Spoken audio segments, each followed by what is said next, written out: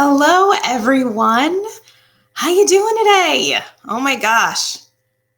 Here we are, another day, quarantine, COVID-19, all that other kind of stuff. How's everybody hanging in there? Give me an emoji or something to let me know, what are you feeling? To express an emoji or a GIF or something to sort of give me an idea about what you're feeling and where you are today. Let's see, what would mine be? What came into my mind was like an image, I don't know of who or of what, but where the person's kind of like, that would be my image today, just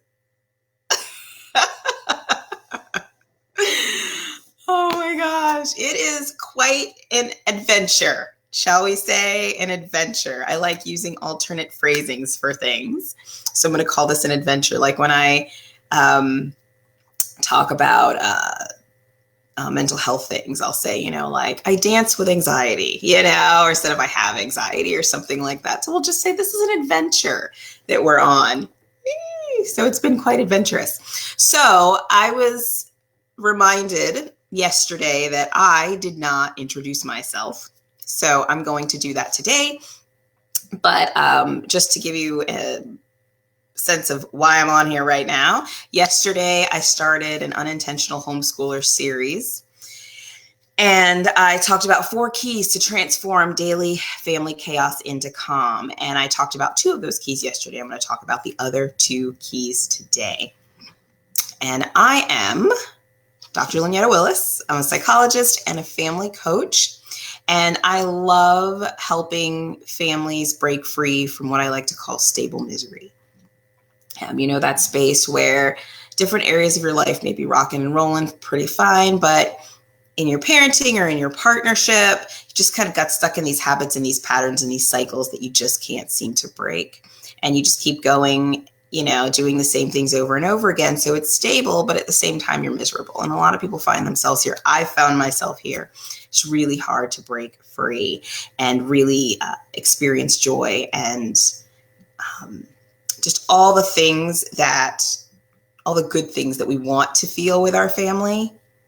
When they're not there, it can be heartbreaking. So I love helping families navigate through that and help them break free from that. I also have in that quite a bit of experience helping families as a result of that, or as an extension of that, deal with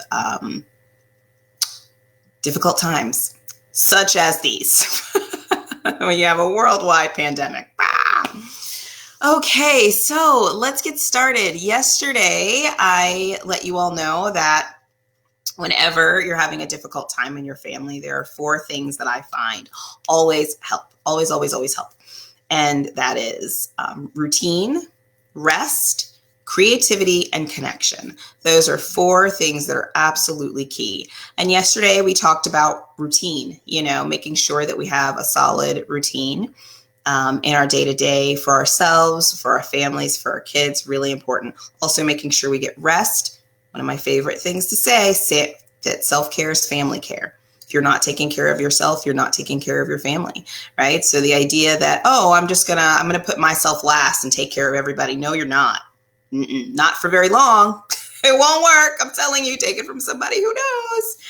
You'll only stay in that mindset, in that space for so long before things start to break down. So those are 2 things that are sort of like the rest and the routine. Those are sort of like the grounding keys, right? And now we're going to talk about the more energetic or the more expansive keys, if you will, the creativity and the connection today. So I'm curious, how many of you have routines in place? Whether or not they're working, but how many of you have routines in place? I know yesterday I brought up a couple of these schedules that I found online. I really, really like this one. This one was one that we used before we started, all the teacher stuff started coming in. And it really just allowed us to move these things around and shift them around, these little blocks, as we needed. And I found these work really well, especially if you have young kids. Not so much with my kids because they're 7 and 11, but if you have young kids, something like this is really good. especially. Or if you have older kids and they don't have to be online at specific times. And if you're having to work from home, this is a great thing to use because you're able to move the blocks to accommodate your schedule, right? And then this was another one that I brought up. If you have older children, just something to fill in. And I'm going to talk a little bit about this today. I had to learn how to get creative with this today. All right, so I'm curious.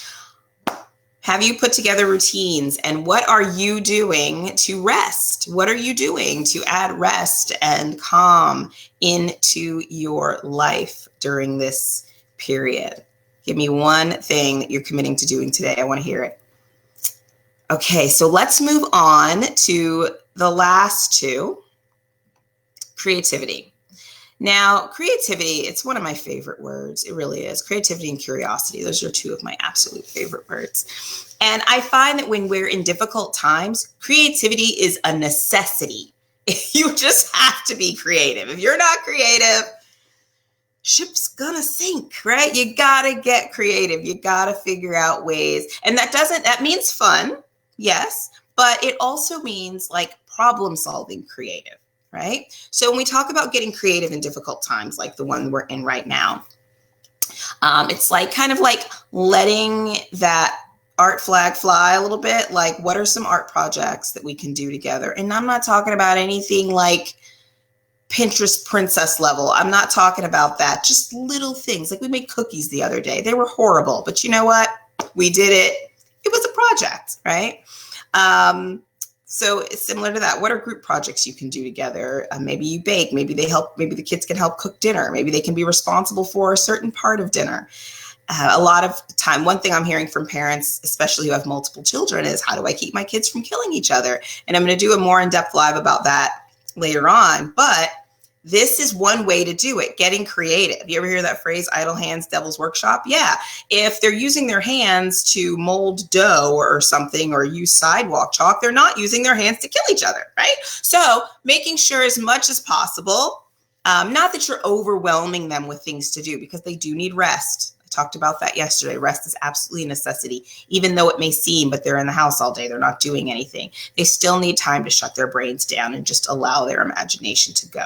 And that also means time off screens. So being able to find things for you all to do together, find things for them to do individually. Outside time, my kids right now are outside. I kicked them out of the house. I was like, you got to go. Get some energy out. Yeah, you've been in house all morning. You need to go outside. And after this, I'm actually going to step outside for a little bit too and just get some fresh air. Because outside is like endless creativity options. Like seriously, come on, especially for kids, like they'll figure it out. They'll figure out something fun to do. And you could put out, especially if you have younger kids, just put out little things, like put out a tray of sidewalk chalk if you have some, or throw some balls out in the yard and then send them outside, right? And then just watch them engage the things that are out there. My daughter came in and was like, my brother doesn't want to play with me. He wants to play with himself right now. And I was like, go hop on your bike, go, do something. But I said, I don't care what you do, just as long as you're doing it outside, breathing air. Okay. So that was my only option for her. So allowing them to get outside is really, really something that increases that. Another thing is creating happy places in the house for different kids. Now, happy places for older kids and teenagers and things like that, it's probably going to be their rooms. And happy places are just those places that they can retreat to. I have my own happy place in my house, right? So you need places where you can just go to retreat and just breathe and have a minute. They need those places too, especially if your kids when they start to butt heads with each other. Like my kids get along pretty well, but when they've been around each other for a while, it can get pretty dicey. And I'll say like retreat to your happy places, just go. And whether that's in your head or physically going someplace, I don't care. But clearly we've been around each other too long and we need a break from each other. And that's perfectly fine. It's totally normal. So set those up in advance. If you have younger kids, likely they're going to probably want their happy places maybe to be in common areas. And that's okay too. And the other thing I'll say about happy places is take it off the table in terms of how it must look or it must be. Now, I'm not saying make it where there's like sticky stuff everywhere and all that. No, but if the papers are a little bit jumbled, maybe you have a time at the end of the week or the end of the day where they can clean it up. But their happy place shouldn't necessarily have to be this annoying chore, right? It should just be someplace where they can just relax and be and take a breath. Now, earlier I said the creative space, creativity is not just about art and all of that. It's also about how we deal with frustrations. And I'll give you an example. So this morning, I was supposed to start my work at like 9:30 and I didn't get, 9. I didn't get started until close to 11. And part of that was because I was trying to keep up with the kids' stuff. Like my son missed a class this morning because I have the list right here with all the stuff he's supposed to do and where he's supposed to, I just didn't look at it. And I looked at it 57 minutes after the hour. And I was like, you were supposed to be here, right? And so I had to sit and think like, how can I creatively problem solve this? He's 11, he's able to do things. So I told him, I said, I don't know if I have to set multiple alarms on my phone or what, but we're going to figure out a way for you to take responsibility for when you need to be in class. Like I can't keep up with my schedule, your sister's schedule, all the work. Can't do it. I can't do it. Now in terms of signing up for all the things, if I gave him that to do, he'd still be working on it. So that was fine. But I was just talking to a friend the other day about this, about how it's important for us to give our children responsibilities, right? And not do everything for them like we might do in other times. Like at this point in time, they gotta step it up. Now, my kids have a lot of responsibilities in this house, but when it comes to things like this, something I would usually just, all right, let's just do it. But I'm realizing I can't do that. I can't do that now. Like you have got to take responsibility for when you need to be in. When he's at school, he takes responsibility for when he needs to be in class. So why can't he do it here? So now we just have to get creative about what that's going to look like. Like on Amazon, there was a multi-event kitchen timer for $10. I was thinking about maybe I could order one of those. I don't want to order him a fancy watch or anything like that. That's not necessary, but we'll figure out some way where he is able to take responsibility for his time. So that's something I would say. Where can you creatively give the children in your life responsibilities that you would normally take on for yourself so that they can monitor it for themselves, right? So being creative about how you problem solve. When you notice problems come up or snafus or things that suck your time away, say like, okay, how can I creatively solve this problem so that I'm not having to give everything, okay?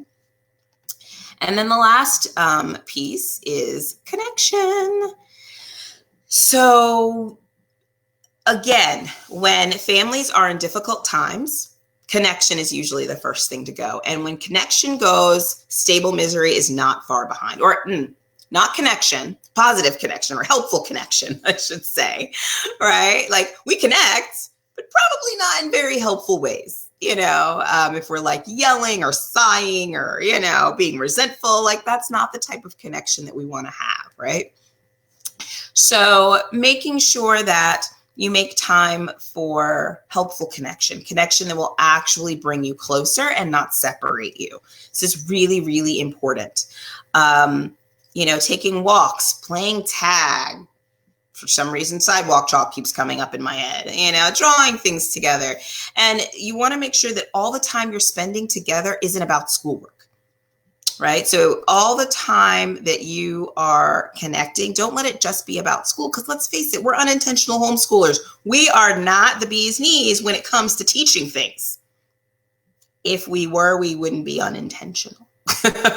We would just be those awesome, phenomenal freaking homeschoolers, right? So don't try to take it on yourself. Many times I've had to say, you know what, write that down. That's a great question for your teacher. Because I was trying to teach my son how to factor and like reduce stable misery. Been there, right, Margie? How to reduce fractions and all. And I'm like, this is not my thing. Like, I have no idea. I feel like I just learned it a little while ago and I'm trying to teach you. Like, math, not my strong suit. And here I am trying to teach him. And he's just looking at me and I'm just looking at him and I'm like, never mind, ask your teacher. So being able to give that up and make sure the time you do connect is just good, feel good time together. Also, realizing this is an opportunity too for us to get to know our kids. Like my son, he's really into Pokemon now. And one of the things I said was like, I'm going to learn to play Pokemon with him. He's going to teach me Pokemon, right? Like that's going to be something, I'm going to add that as a class. We're going to have a Pokemon class. He got really excited about that, right? So now school's at home. You get to add classes if you want. Add something, right? Have them teach you something. What better way for connection than for them to be the ones who were like, that's not right. Try it again, or something. What? And then make sure that you spend at least, I'm not saying make this like every day I have to find 5 hours for my kid. No, because they might not want to spend 5 hours with you. But, my kids might not want to spend 5 hours with me.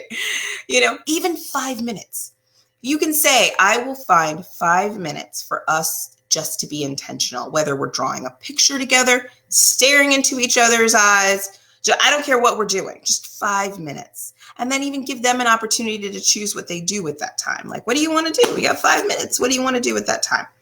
Right? So making sure the connection is strong by making sure it's something that you all can do together, that strengthens the bond, doesn't pull you apart, and that maintains that connection so that stable misery doesn't creep in during this tough period. Okay, so to recap, creativity, really important, whether it's artsy creativity or creative problem solving, right? And again, like I said yesterday, include your kids in on the problem solving too, okay? Let them give you some ideas about things that they can do. And then the connection, super important. Make sure it's there.